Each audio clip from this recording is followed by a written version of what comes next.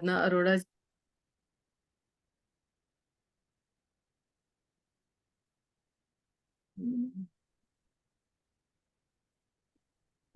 Welcome आराधना जी। आगे आपका जो ज्ञान सत्र है उसको आप बताइए। मेरे ध्यानी परिवार को और सबके अंदर बैठे परमात्मा को मेरा प्रणाम। प्रणाम। ध्यान के बाद अब ज्ञान की बारी। आज का जो मेरा टॉपिक है वो ये है कि जीवन की सबसे बड़ी प्राथमिकता क्या है। तो अगर आप मुझे बताना चाहें तो अपने माइक ऑन करके मुझे बताएं कि आपके जीवन की प्राथमिकता क्या है।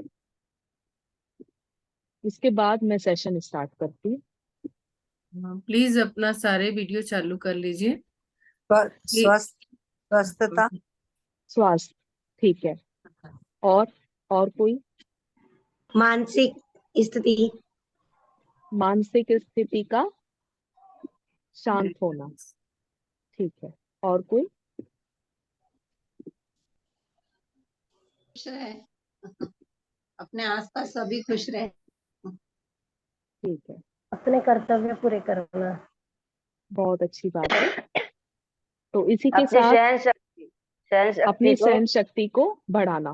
जी जी। ठीक है, तो ठीक है, इसी के तो साथ मैं अपने सेशन को स्टार्ट करती हूँ। तो हमारे जीवन की सबसे बड़ी प्राथमिकता क्या है, आज हम इसके ऊपर पूरी चर्चा करेंगे और इसको बहुत अच्छे से समझेंगे। तो सबसे पहले मैं आपको बताना चाहूंगी कि इस पर पत्री जी ने हमें क्या शिक्षा दी है। पत्री जी कहते हैं कि हमें सबसे बड़ी जो हमारे जीवन की प्राथमिकता है वो है शांति। शांति है तो सब कुछ है। और शांति के लिए पत्री जी का कहना है कि हमें कहीं भी भटकने की जरूरत नहीं है। सबसे पहले ध्यान करो अपनी सांसों के साथ। और इसी टॉपिक को मैं आपके सामने पूरी तरह से डिटेल में अपने वर्ड्स में लेकर आई हूँ। तो मैं स्टार्ट करती हूँ। महात्मा बुद्ध हमेशा सबको कहा करते थे कि शांति से रहो, अपने जीवन में शांति लाओ, अपने दिल में शांति लाओ, अपने मन में शांति लाओ। तो एक व्यक्ति था जो ये सारी बातें सुना करता था। वो पहुंचा महात्मा बुद्ध के पास और जाकर उनसे बोला कि आप हमेशा ये शिक्षा दिया करते हैं कि शांति से रहो, अपने मन में शांति लाओ, अपने जीवन में शांति लाओ, लेकिन आप मुझे एक बात बताओ, इस पूरे गांव में किसके जीवन में शांति है? अभी तक किसी के भी जीवन में शांति नहीं है। महात्मा बुद्ध ने कहा कि अच्छा एक काम करो, मैं तुम्हें इस बात का जवाब जरूर दूंगा।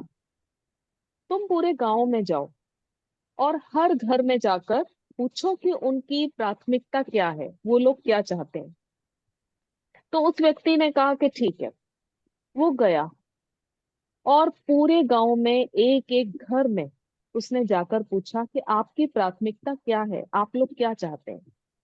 किसी ने कहा मुझे अच्छा स्वास्थ्य चाहिए, किसी ने कहा मुझे धन चाहिए, किसी ने कहा मुझे पुत्र चाहिए, किसी ने कहा मुझे अच्छी पत्नी चाहिए, मुझे जमीन चाहिए, लेकिन किसी ने भी ये नहीं कहा कि मुझे शांति चाहिए।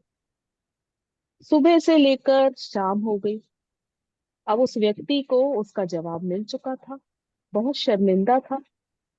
पर अब क्योंकि गौतम बुद्ध ने काम दिया था, वापस आया, गौतम बुद्ध को बताया कि महाराज बहुत बड़ी गलती हो गई, मुझे मेरा जवाब मिल गया कि यहाँ तो शांति किसी की प्राथमिकता ही नहीं है और कोई भी शांति पाने को तैयार ही नहीं, क्योंकि हम प्रयास ही नहीं करते शांति प्राप्त करने के लिए। इसी तरह से एक और एग्जाम्पल, एक गुरु थे, सत्संग किया करते थे, बहुत सारे उपदेश दिया करते थे। उनके उपदेश को एक व्यक्ति बहुत अच्छे से सुना करता था। एक दिन वो पहुंचा उन गुरु के पास और बोला कि मैं आपका सुबह भी सत्संग सुनता हूँ, शाम को भी सत्संग सुनता हूँ, लेकिन फिर भी इतना सब कुछ सुनने के बाद मेरे जीवन में कलह है, अशांति है, सुख नहीं आ रहा। गुरु कहते हैं कि अच्छा तू एक काम कर, ये ले पैसे और एक शराब की बोतल लेकर आ। वो व्यक्ति चौंकता है कि गुरु मेरे से शराब की बोतल मंगा रहे हैं, पर अब क्योंकि गुरु है इसमें भी कोई ना कोई लीला होगी। वो जाता है और बोतल ले आता है। अब गुरु कहते हैं कि जैसा मैं बोलूं वैसा ही करना, कि इसकी एक घुट ले और अपने गले के नीचे उतरने मत देना, और जैसे ही मैं कहूं थूक देना। वो एक घुट लेता था, गुरु कहते थे थूक दो, थूक देता था। इस तरह से पूरी बोतल खत्म हो गई। अब गुरु ने अंत में उससे कहा कि हाँ अब बताओ कि तुम्हें नशा चढ़ा। वो बोला महाराज ये तो आपने हद कर दी, जब नीचे ही नहीं उतरी तो मेरे को नशा कैसे चढ़ेगा। गुरु ने कहा ठीक इसी प्रकार, कि जब तुम सत्संग का असर अपने अंदर ही नहीं लाओगे, अपने जीवन में ही नहीं उतारोगे, तो उसका प्रभाव तुम्हारे जीवन में कैसे दिखेगा। अब सेम इसी तरह हम लोग लकीर के फकीर बनकर स्वाध्याय सुनते हैं, स्वाध्याय करते हैं। जो हमारा मोटिव होता है वो ये होता है कि पत्री जी ने बोला है कि एक दिन में हमें ध्यान भी करना है, स्वाध्याय भी करना है, सत्संग भी करना है।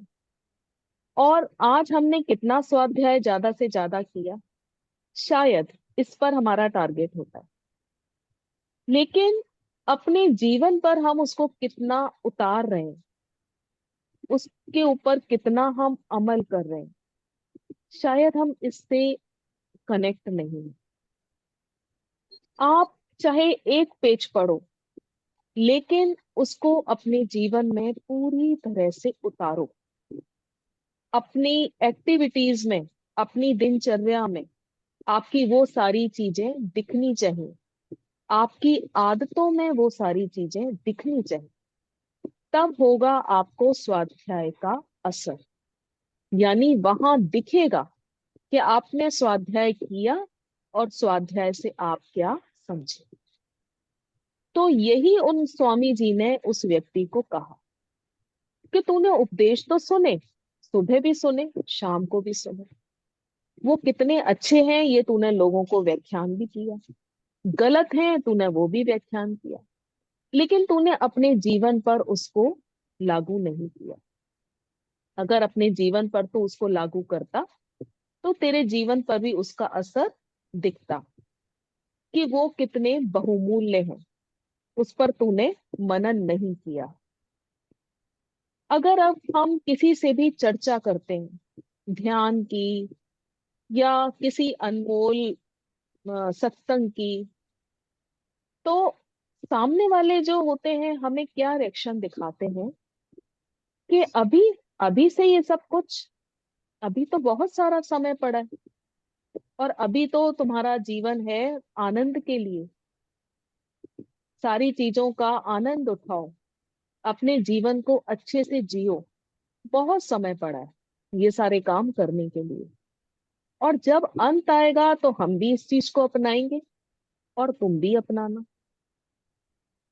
पर मैं एक क्वेश्चन आप सभी से पूछती हूँ कि जब बुढ़ापे में अपना ही ख्याल रखने के लिए अपने पास सामर्थ्य नहीं होती, हम डिपेंड होते हैं दूसरे के ऊपर, चाहे दवाई खानी हो, चाहे पानी पीना हो, चाहे छोटे मोटे काम आप अपने जीवन में इसको अपना लीजिए।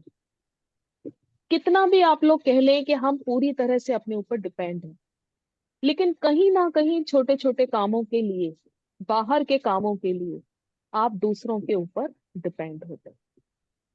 यानी जब वो ही काम करने के लिए आपके पास अपनी सामर्थ्य नहीं है, बुढ़ापे में आप अपना ही ध्यान ढंग से नहीं कर पा रहे, तो इस रास्ते पर चलने के लिए आपके पास इतनी सामर्थ्य होगी कि आप उस समय इस बात को अच्छे से समझें, अपने जीवन पर लागू करें और उस पर चलें।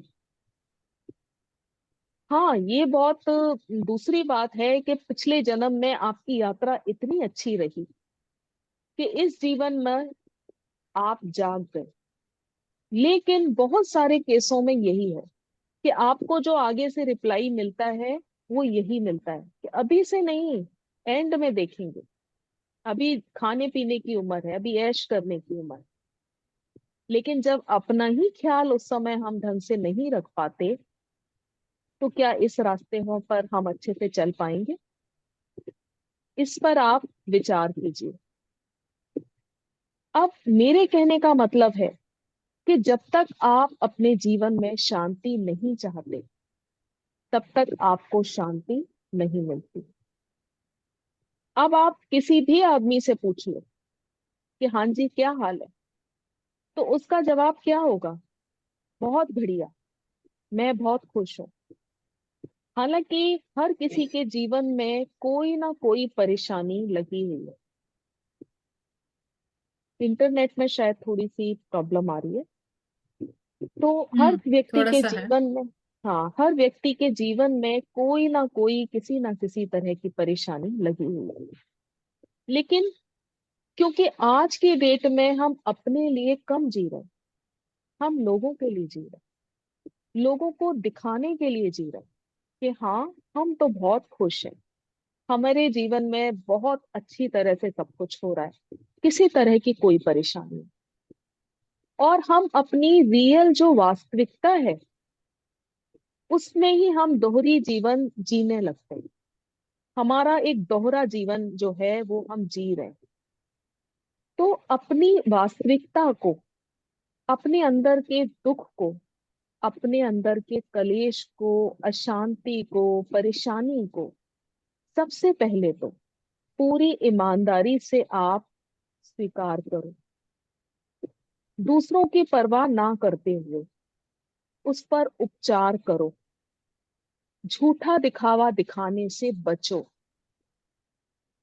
क्योंकि किसी ने भी हमारी परेशानी को सॉल्व नहीं करना है। अपनी परेशानी को हमने खुद ही सॉल्व करना है। तो एक अलग फेस लेकर ना जियो और सिर्फ अपने लिए जीने की कोशिश करो। जो परेशानी इस समय आपके जीवन में चल रही है उसका रास्ता ढूंढो, उसका उपचार करो, वो भी पूरी ईमानदारी के साथ। अब जो आदमी शांति चाहता ही नहीं, तो वो इसका मतलब भी अच्छे से नहीं समझता। अगर पूछा जाए कि आप शांति चाहते हैं, किस तरह से आपको शांति मिल सकती है? कोई कहेगा कि बस मेरे बेटे की शादी हो जाए तब मुझे शांति मिले, बस एक फ्लैट ले लें तब मुझे शांति मिले, एक नौकरी लग जाए तो मुझे शांति मिल जाए, या फिर मेरे बेटे की प्रमोशन हो जाए तो मैं शांति से जीऊं। क्या सचमुच यही शांति का मतलब है? सीधी सी बात है कि धन से, घर लेने से आपको आनंद की प्राप्ति मिल सकती है, आपको सुख की प्राप्ति मिल सकती है। अगर आपका प्रमोशन हो जाता है तो क्या होगा? लोगों की नजरों में आप श्रेष्ठ बन जाएंगे और आपके अहंकार को बल मिल जाए। लेकिन क्या शांति मिलेगी? नहीं, इससे भी शांति नहीं मिलेगी। और मेरी थिंकिंग ऐसी है कि शांति खाने से भी बड़ी है। अब वो कैसे? आप अपना मनपसंद खाना लेकर बैठे हैं, जो आप खाना चाहते हैं वही सब कुछ आपकी टेबल पर लगा हुआ है। अब आप खाना खाने बैठे, घर का ही कोई मेंबर आता है और कोई बहुत कड़वी बात आपको बोल देता है, जो मोस्टली होता रहता है घर में, कॉमन सी बात है। तो क्या आपका मन खाने में लगेगा? या फिर आप खाना खाने बैठे और उसी समय कोई कॉल आ जाता है जो बहुत अप्रिय कॉल है, और आप उस कॉल को सुनकर बहुत परेशान हो जाते हैं। दो ही कंडीशन होगी, या तो आप खाना छोड़ देंगे या फिर बेमन से खाना खाएंगे। यानी इसके लिए भी क्या जरूरी है? शांति। और आपने नोटिस किया होगा कि आप खाना खाने बैठते हैं तो आप क्या बोलते हैं कि बस अब मुझे पहले, सबसे पहले शांति से खाना खा लेने दो। यानी यहाँ पर खाने से भी पहले आ गई शांति। तो इसलिए शांति को अपने जीवन में अपनाओ। अब ये शांति हमें किस तरह से मिलेगी? शांति मिलेगी हमको अपने ही भीतर जाने से, अपने आप से जुड़ने से। एक छोटा सा एग्जाम्पल है कि एक व्यक्ति था, बहुत ही ज्यादा रईस था, सब कुछ बनाया उसने। अपने दोस्त को अपने घर लेकर गया, अपना बंगला दिखाया, अपनी स्विमिंग पूल दिखाया, और कोई भी ऐसी फैसिलिटी नहीं थी जो उसके घर में नहीं थी। और दिखा दिखा कर बहुत खुश हो रहा था अपने दोस्त को कि देख, जीवन की कोई भी ऐसी चीज नहीं जो मेरे घर में नहीं है। दोस्त ने कहा कि नहीं दोस्त, एक चीज है जो तेरे घर में नहीं है, उसके लिए तो तेरे को जाना ही पड़ेगा। अब उसने कहा कि नहीं, ऐसा कैसे हो सकता है, मैंने इतना पैसा लगाया, कोई चीज नहीं छोड़ी मैंने अपने घर में। कि नहीं दोस्त, मृत्यु के बाद तो तुझको बाहर जाना ही पड़ेगा, वो चीज नहीं है जो तेरे घर में हो सके। तो इसका भी अगर तू समाधान ढूंढ लेता तब मैं तुझे मान। तो यानी सारी चीजों का जवाब हमारे पास नहीं है, इसके लिए हमें अपने भीतर जाना ही पड़ेगा, अपने आप से दोस्ती करनी ही पड़ेगी। और अपने आप को समझने की प्रक्रिया शुरू होती है अपने साथ मित्रता करने से। बाहर की दुनिया से मन को पूरी तरह से हटाकर अपने भीतर की दुनिया में लेकर आना ही शांति है। अब लोग कहते हैं कि सब चले जाते हैं, मेरा मन नहीं लगता घर में, लेकिन अपने आप के साथ कभी आप अकेले बैठ कर देखिए, अपने आप के साथ दोस्ती करके देखिए, अपनी सांसों के साथ एक होकर देखिए। और पत्री जी ने इसके लिए एक बहुत ही सुंदर सूत्र दिया है। लास्ट में मैं वो बोलूंगी। आप सभी से मेरी रिक्वेस्ट है कि अपने माइक्स को आप ऑन कर लें। मैं बोलूंगी, उसके बाद आप बोलना कि शांति हमें कैसे मिल सकती है। सबसे पहले ओम शांति, शांति, ओम शांति। शांति शांति शांति। ओम शांति शांति शांति। नंबर 2। ओम शांति शांति शांति। ओम नंबर 2। शांति शांति शांति। बस ठीक है। नंबर 2, अब शांति कैसे मिलेगी? शांति मिलेगी ध्यान में जाने से। तो अब 3 बार बोलना है, ओम ध्यानः, ओम ध्यानः, ओम ध्यानः। ओम ध्यानः, ओम ध्यानः, ओम ध्यानः, ओम ओम ध्यानः, ध्यानः, ओम ध्यानः, ओम ध्यानः, ओम ध्यानः। ओम ध्यानः, ठीक ओम है, ध्यानः।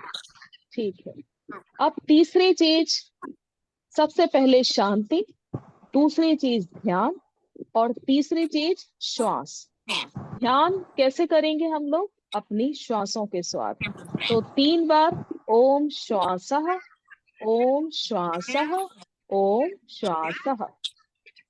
ओम श्वास, श्वास ओम ओम श्वास श्वास, ओम श्वास, ओम श्वास।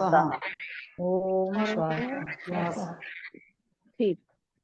तो ये 3 मंत्र जो पत्री जी ने हमें दिए, यानी मैं एक बार ऊपर चक्कर फाइनल लगा देना ना, शांति का एड्रेस है तो ध्यान। देख ले।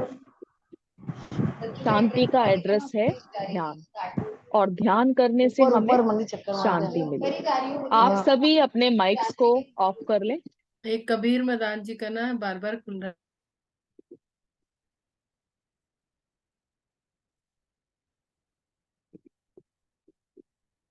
कविता मैम, आपको मैंने अनम्यूट कर दिया।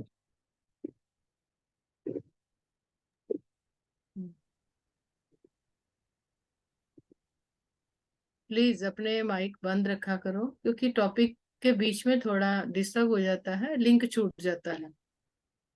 आपको बोलना ही है तो अपना बंद कर लीजिए।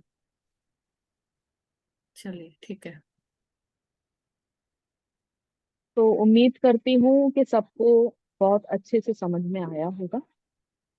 अगर आपके भी कुछ व्यूज हैं तो आप प्लीज शेयर कर सकते हैं। मैं अब आपको अनम्यूट कर रही हूँ, लेकिन इस बीच में आप ध्यान रखिएगा प्लीज कि नॉइज ना हो।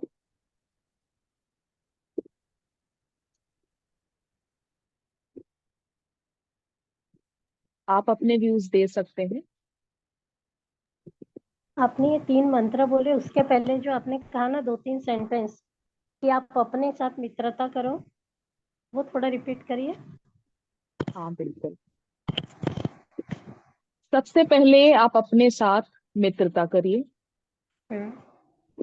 अपने भीतर प्रवेश करिए, अपनी सांसों के साथ दोस्ती करिए।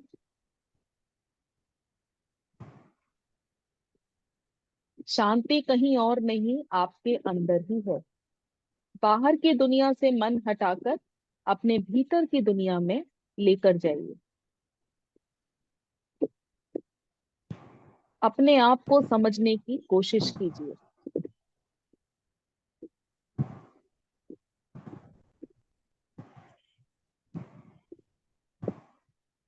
और जैसा मैंने बताया कि पत्री जी ने इसके लिए 3 सूत्र दिए: शांति, ध्यान और श्वास। Thank you ma'am.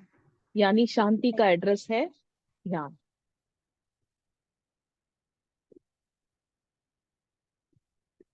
आज सबसे पहले एक पत्री जी को किसी ने प्रश्न पूछा था, तो मैंने